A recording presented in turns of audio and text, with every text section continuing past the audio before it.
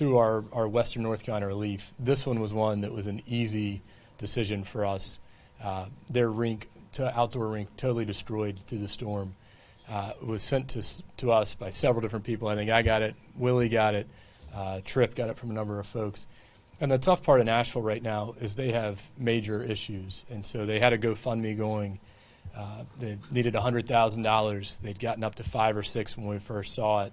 So we said, how do we make a big impact here? So we committed 50 and said we'd do the next 25 once they raised the final 25. Really cool thing that the NHL heard what we were doing. The NHL came in with 10K. So in the end, I think we ended up doing 75K. The NHL did 10. And it's going to get this rink back. And what I love about it is the rink itself was cool. To me, outdoor rinks, it's the foundation, especially in the South. A lot of us who are Southerners who grew up playing hockey here, it was either street hockey or you found somewhere to play deck hockey. If you could find a cool outdoor rink, that was like Mecca. And that's what this has been in Asheville. 1,800 people registered to play. They have leagues running throughout the year. So this is a cool rink, but we're going to rebuild it even better. They've got some plans that they've been working on of how they make their rink better. What we're going to commit to them is not only we're going to do the 100K, but we're going to stand with them as we rebuild even better. Can't wait for me to get up there and miss the net 5 or 6 times. Willie can actually maybe make some shots, but excited to get this rink rebuilt better than it's ever been and get our guys up there to see it. How long will it take? Any idea? That's a good question. I'll let Jay take that one. Yeah, come on up, Jay. Nobody really wants to talk. Yeah, that's a great question. I really appreciate you guys having us here. It's just a great thing to have the Canes really lean in and help us try to rebuild. Of course, Asheville went through just a tough month, so recovering from that is going to still take years. The park that we have the rink in was demolished. The building that we have gear stored in was overtopped and floated the roof off, and so it's going to be destroyed. There was a camper up on top of the bridge that goes over the bike track, so just incredible damage. It's a city-owned rink. We actually own a tile rink that's stored, and so our plan is to find land that we can control, cover a tile rink, have tournaments, potentially call it the Carolina Canes sports complex. So that's kind of the plan we've got now. The ultimate goal is a dual deck that we can partner with box lacrosse and indoor soccer and pickleball and a lot of different user groups and have it be a true sports complex that'll drive tournaments in lots of groups. So Has that ring been there? that rink's been there since about 2000 is when the club was started. So it's been there quite a while, and it's lived through 2 or 3 big floods. It's been flooded 3 feet, 4 feet, but this was more rain than we've ever seen by 35%. So it was a crazy storm. So. How much use does it get? The ring? It gets a ton of use. We run 4 seasons a year on it, for two for youth and then 4 for adult. So it's used every night for adult and every weekend for youth. But it's also used for roller girls. It's used for box lacrosse. It's used for soccer games and a bunch of user groups that the city has to manage. And so we've seen our use shrink a little bit here and there.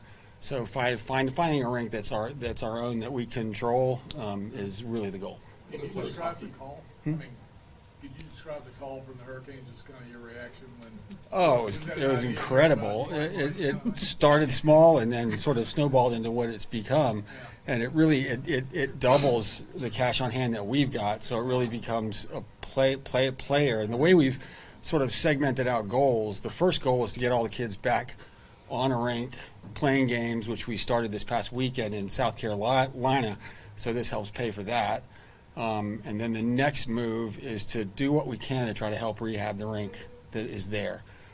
They don't know if it can be. They don't know if Corps of Engineers is going to allow them to build stuff back on that site again. So they've also got a soccer complex that was completely destroyed too, and the estimate on that is about 10 million to rebuild. And they think the Corps of Engineers will not allow that to be rebuilt, so they got to go find space for that. So, you know, our rink kind of gets the priority list, you know, of course, and so the more we can step up and help with it and find a replacement, and with the support of the Canes, it makes that a real thing. So. What does hockey mean to Asheville and to that city? I mean, just being able to get hockey back? Well, we've had a semi-pro team way back in the day. I played as a kid, and almost everybody that's, of course, there has played. My wife actually plays in both the adult league and is a bantam gold goalie in the youth league. She never played, so it's a little bit of everything. There's kids that have never skated before in their life that are drawn to the sport, and we have guys in the adult group that were on semi-pro teams, so we've got some real talent there as well. It's very well. Yeah, so that's one of the best parts of it is we have folks that will show up and they've never skated once in their life, and we've got a place for them. So, yeah, it means a lot to the town. It is about, we have way more demand than we have rink. So, and right now that's really the case. Can you describe the damage when you saw it? I mean, what kind of things just paint like a big It was picture? sort of unreal. I was there for the 2004 flood. My mom is a resident from there, and she lived through the 1962 flood. So we've seen Biltmore Village. You guys all saw the news. We've seen that flood before. We've seen Carrier Park flood before. We've seen the rink have a foot or 2 feet of water in there. This was not that. So the scoreboard is 25 feet tall. There was part of a camper lodged on top of the scoreboard. The flyover bridge is about 18 feet. There was a boat up on it and part of a camper as well. There was an 18-wheel truck leaned up against part of the rink. There were trees down. All of the dasher boards were laid down. It was unreal. Stuff you wouldn't have thought. But we had almost 30 feet of water in downtown Asheville, which is unreal. The 1916 flood topped out at around 20 feet, and we topped out at the same gauge at 25 and a half feet. So to have 30% more water is unreal. So, and it showed it. It was a shock, and it's still a shock. We drove by there today, and it's still a shock to go look at. It doesn't look like the same park. It looks unrecoverable, and I know we will. It just will take time. People are there digging out mud and trying to make it accessible again, but really it's so much work. The best scene I've seen so far and feeling I've had is I went out with the insurance adjuster 2 or 3 days ago, and these guys had shoveled away most of the mud. There was about 6-8 inches of mud all throughout the rink, and the blue paint was there. And I was like, oh, this feels like a rink again. Yeah. Wow. The dasher boards are all laid down, and there's, weeds in the fencing, and the scoreboard's bent in half, but the blue paint was there for the rink. So, I felt like I wanted to go get skates on. With the way that this has come together with the partnership with the Hurricanes, and obviously everybody's focused on the rebuild, how much is this inspiring you and the hockey community up there to? It really is. I mean, we've sat and had a lot of talks. What we're really trying to do is put a limit on what we think is able to be done on that second part, which is rebuild that rink. If the city comes to us and basically says, hey, we have no money at all, we are certainly willing to let you guys rebuild the rink. It's our rink, but you can certainly rebuild it if you want to. It's going to be $185,000 or something like that.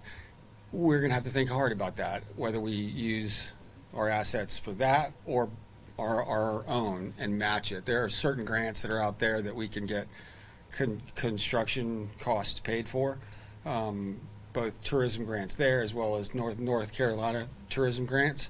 So if we can get up to the 750 range, maybe push $1 million, suddenly we can actually have our own destinies met with it, and that's probably a better move for everyone involved. Yeah, I would say that was our evidence for getting involved when Shane talked to Jay and the family here.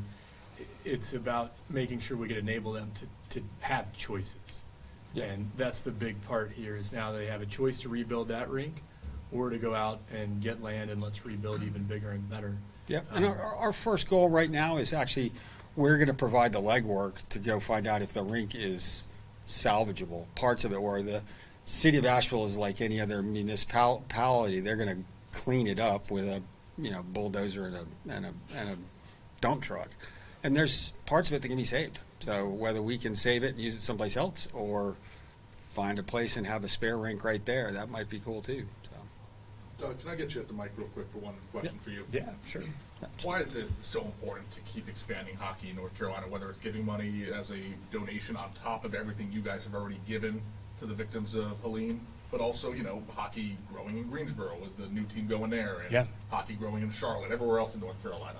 I think when the team came here, we were so focused on trying to make sure the triangle worked, and I think that's what's beautiful now when you look out. We have fans on the coast, we have fans in the mountains, and it's not just a smattering. We have a large fan base. So I think that's what's fun about what we're seeing in Asheville. When you hear those numbers, 1,800 registered players, that's a lot of adults and kids that are registered to play hockey in Asheville. And right now, they're driving to Greenville, South Carolina. They're making a 90-minute one-way trip, so a 3-hour round trip to go play hockey. We want them doing that in Asheville, and we want to keep growing it. Like that's the key part. We don't want to see these as steps back. We see them as steps forward. We're getting ready to launch 2 rinks right now in Apex that we're building as outdoor sheets. To us, that's ball hockey, that's street hockey. That should be the basis for what we're doing in the Carolinas. And we know that if we need to help in Asheville like that, if that opportunity is there, that we're going to follow behind with the same type of help in Asheville. And these guys were generous enough to offer 100 tickets for tonight's game, and I sent it out to our list and had 100 names in less than 5 minutes. So there's a lot of folks that want to come. You want to introduce your family and your affiliation? So this is my son. He's 16. He came up through the youth program from age 8 on. I think so, yeah. Ended up being one of the top kids, if not the top kid in the youth, and now he's transitioning to adult. So the A League, our top league, is eyeing him very closely. What is your name and title, I guess? Well, your name, sir. My name's Jay, Jay Curwen, and I am the treasurer and on the executive board, and was the youth commissioner and travel coach for a lot of years. In Asheville? In Asheville, yep. And then I'm Gibby. I don't really have a title, but I'm just playing hockey. budding hockey star. Yeah. And this is my wife, Monica. Monica. Again, she's a goalie in our adult league, and because goalies are a premium and get to skate free because we have a tough time finding them, she skates in our Bantam League for Youth League as well. I just like shutting him down, and anytime I can, which doesn't happen much anymore. Not much. You guys aggressive as Piotr on the ice when it comes to his poke checks? She's got the poke Yes. check down. I'd Yeah, like to for meet sure. Piotr. Like I say, yeah. Her poke check is feared. His back check is not feared. Oh, that was not kind. Oh, my goodness. I'm 16. And tell me what your reaction has been to losing your rink and going, and I assume you're one of the ones going down to South Carolina to play. That must be a wonderful thing to think somehow you got to keep playing. Yeah, after the hurricane, me and my mom kind of drove around Asheville, and just seeing the devastation, it didn't feel real, and I was just remember being so sad. And then when my dad told me that the rink was destroyed, I was like, I didn't believe him at first, because like that's my childhood. Like I grew up with my friends playing there. I learned how to play hockey. I learned how to skate there for my first ever time. And when I finally saw the rink, just like completely destroyed with inches of mud on it, it was just heartbreaking. Like it was just devastating for me. I couldn't even like think. It was just bad. It's going to mean a lot to get a rink back for sure in town. So I think I started to ask Doug this. Any idea on a time frame? I mean, I know you have to make a decision. Can you do it? Yeah, You have to do it somewhere else? so what we've done is committed to skate to Greenville through the spring. So spring season into the summer. Whether we skate there in the summertime, I don't know. I'd like to say within a year we would have a rink back, whether it is a rehabbed Carrier Park rink or a single sheet that we've got out that we have built and can skate on. I think our long-term dream of a dual deck indoor with food and beverage and everything you need for a real arena is probably a 5 to 8 year dream, but we'll keep plugging away at it.